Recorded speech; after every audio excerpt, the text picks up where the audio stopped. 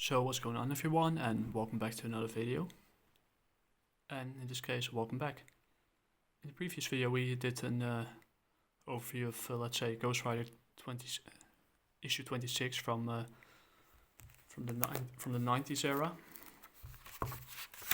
In this case 1992. And today we're going to do 27, Vengeance, Pure and Simple. It was released around the same time. And for those of you who don't know how I do these types of videos, I usually go to let's say, in this case an American comic, or European comic, an indie, manga, there we go, and yeah, webcomic from let's say could be let's say the previous century till 2011, which is this era, or it could be from 2011 to current day. It's very easy how we do this. We break it down in who the team is,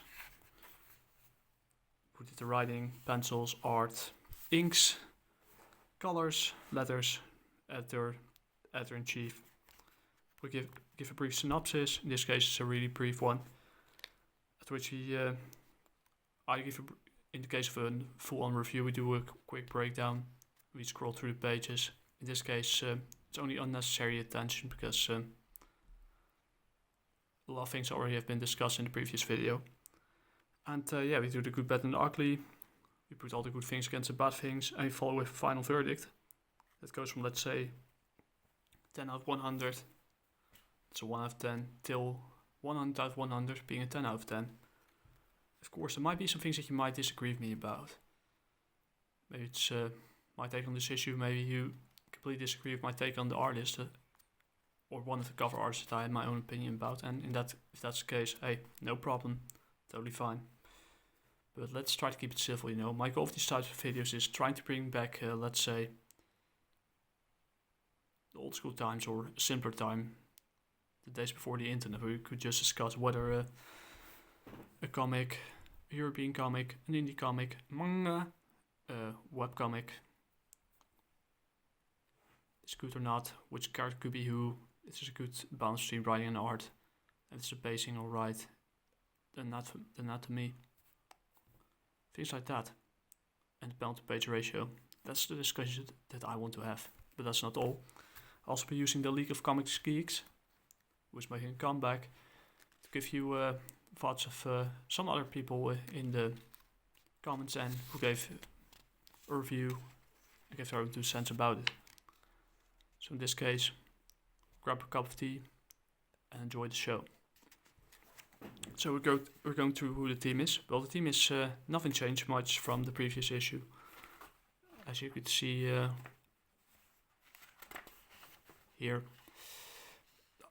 because Howard Mackie is still the writer, Mike Witherby is the inks. Pencils are done by Ron Wagner. I probably butchered the name. And colors by Gregory White. Letters, Janice Chang. Editor, Bobby Chase. Cover, Jim Lee and Scott Williams. That's not in here. And of course, editor-in-chief, Tom DeFalco. I don't know if he's still alive or not, but I will see. But I like the title of this. So yeah. We're going to the synopsis and we do a quick recap. In previous issue, Danny Ketch Ghost Rider was fighting against, let's say, during Mardi Gras against, members of, the Thieves Guild, or at least, of the Assassin's Guild, my bad. And turned out the assassins had been taken over by an alien species known as the Brood, that take over people's bodies. He got possessed by it. I don't understand how an alien from outer space is compatible with the spirit of vengeance. Maybe it was because in the aftermath of Danny's confrontation with Blackheart, that his host was weak enough to be taken over, but it still doesn't make sense. But now he's cured.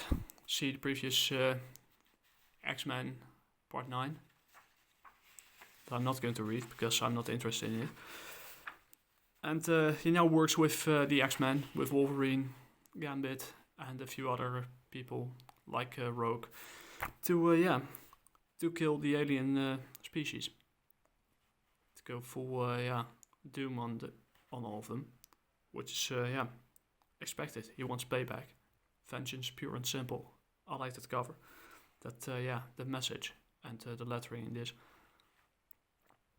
And without further ado, since we don't have a lot of time, it's an overview.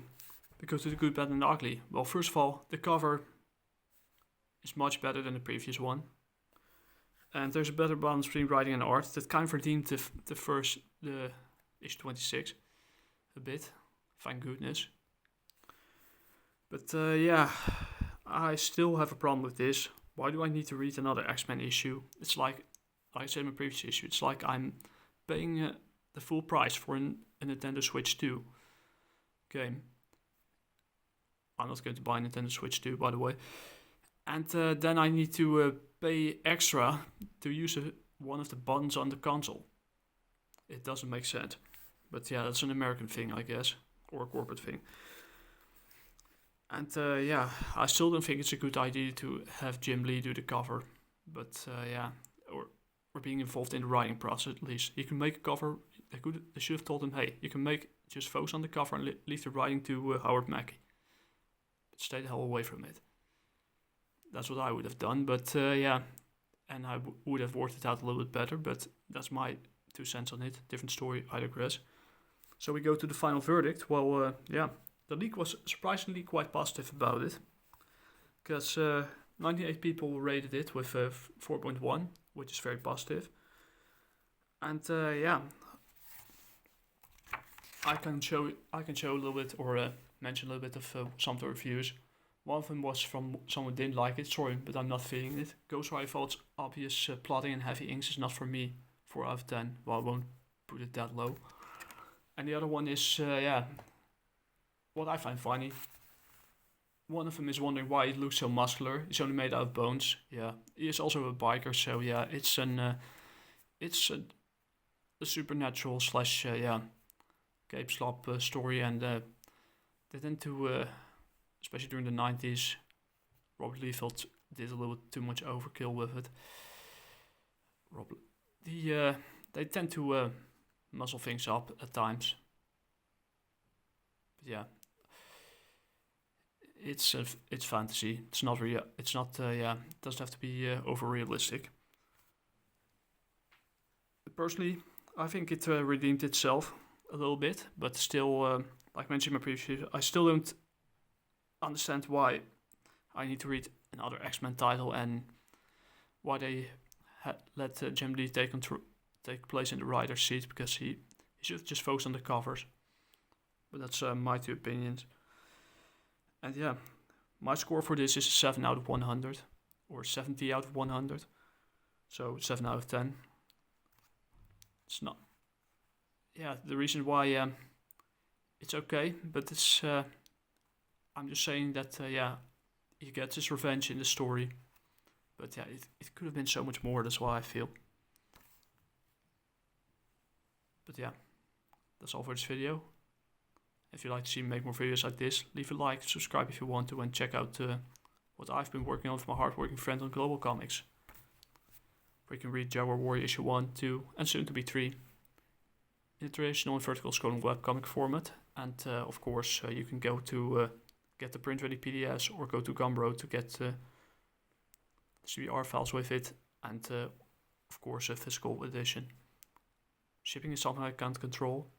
My apologies in advance. That's it for the video. Till next time. Jā mata ne.